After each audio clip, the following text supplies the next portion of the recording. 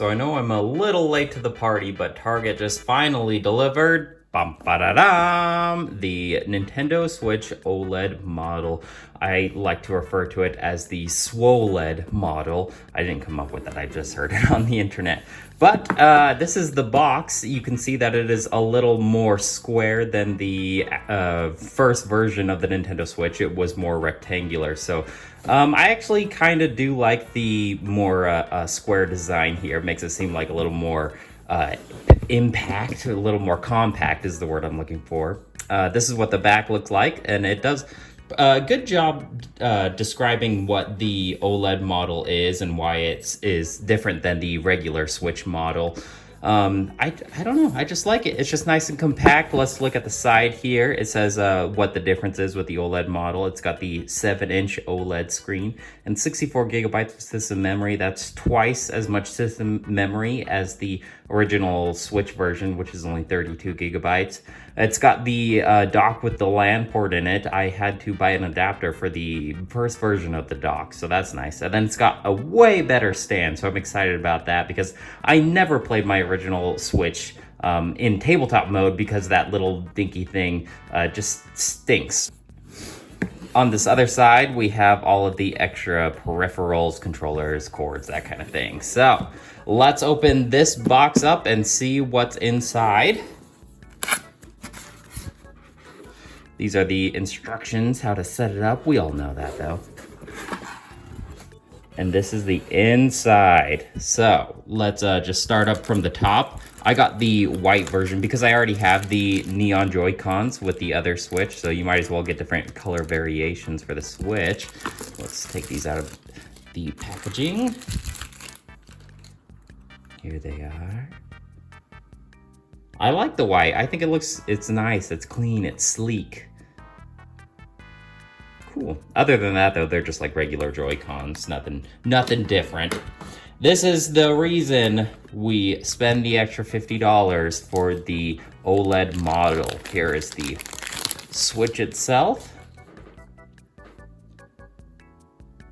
And the screen is actually really big. I'm excited to turn this on, and we'll do it like a side-by-side comparison with the other two Switch models. This is what the back looks like. Here's the kickstand here. If I can get it open. That's nice. There actually is like some resistance to it, and I like how it clicks into place here, like if you just listen. That's pretty solid. Yeah, we'll do a side by side because I'm not sure exactly what all of the minor differences are with this guy.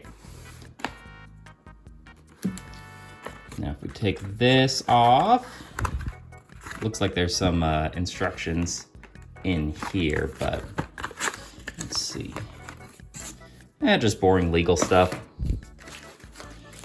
Let's check out the dock because that's the other major difference. This is the new and improved updated Switch dock. It's got the Switch design here, the Switch logo embedded into the actual dock itself, which is nice.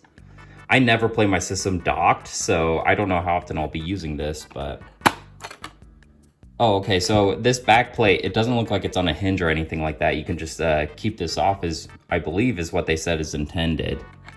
But when I do have this plugged in, I'll probably just have it like this and just have the cords fed through here, this little divot right there. Looks like there is some more design here from what I can remember from the first dock version. And it does have our LAN adapter port right there. So no excuses when you're playing online fighting games that you aren't connected to the internet wired.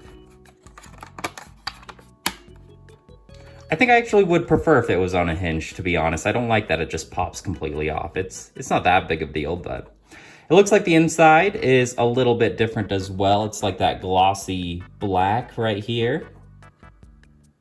And it seems to be, it has like this round design right here.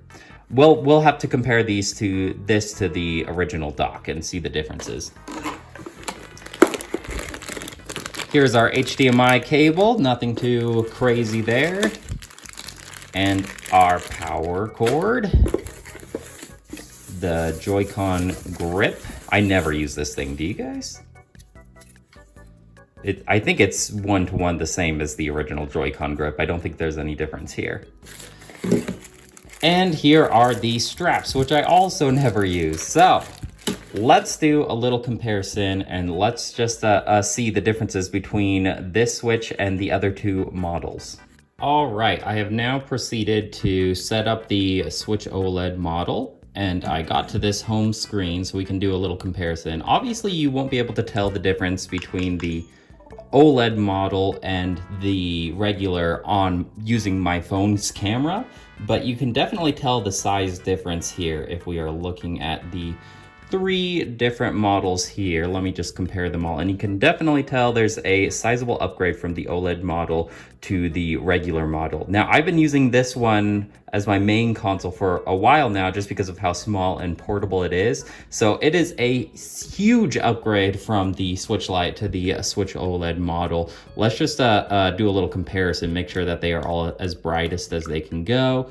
And you can tell, well, maybe not because this is the dark skin on it. So maybe let's try and switch it back to the white one, and then we can do a comparison here. White. So you can tell that this gets substantially brighter than this screen, even though both of their brightness are up all the way. So that's a nice little feature. Now let's just compare these two models. Obviously, this is going to be pretty different than this one. Let's just compare them and see if we can spot any differences. All right, so here's our OLED model on the front, and our regular Switch is on the back. So just looking at the top here, it looks like the OLED model has a different game cover right here. It's a little more square than this one. The power button and the volume buttons are different. This kind of has a little more of a tactile feel, and it seems like the power button is a little more recessed into the actual system itself. I don't think the sides are going to be that much different, just a different amount of screws it looks like. Bottom looks pretty similar. And obviously the OLED model has the updated kickstand. And this is where the SD card goes. Let me see if I can get it a little closer. So this is the kickstand, and this is where the SD card goes, compared to the base model where this is the kickstand and the SD card goes right there. So that's the differences between them. Let's check out the docks and see if they're any different. Here are the two docks. So just excuse the dust on this guy because he's 5 years old at this point. Looks like the logo is a little different. It's a lot bigger on this one compared to the minimalistic approach here. And this is actually embedded into the dock itself, where this is just kind of painted on. Let's do a side view here. So this is more the matte black, and this is the glossy black, but no one's going to be really looking at the dock anyway. They both have 2 USB ports right there. The main difference is going to be these backs. So I actually do like the hinge back for this one compared to this one that just pops off. But oh well, it's just a minor inconvenience. This one just has the USB and the HDMI out right here. And then this one actually does have a design on here, which I like. And it's got the LAN port right here.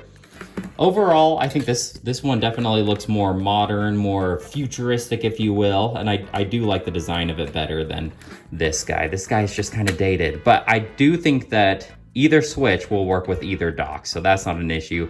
Now I can have one upstairs and one downstairs, and just without having to replug each one. It's nice to have 2 docks, in my opinion.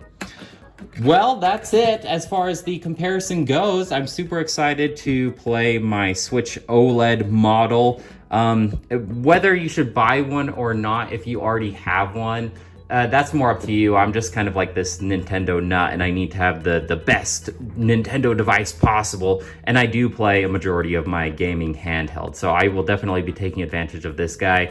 He is pretty hefty. I do still like my Switch Lite in terms of just like taking it to go. But when I'm just in my backyard or whatever, I certainly will be playing my Switch OLED model.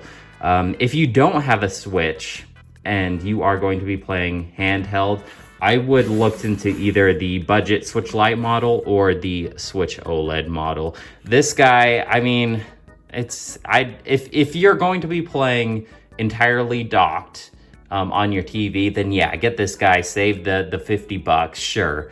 Otherwise, look into one of these two models. They might be better for handheld gamers.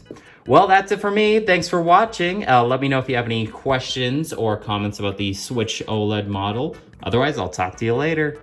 Bye!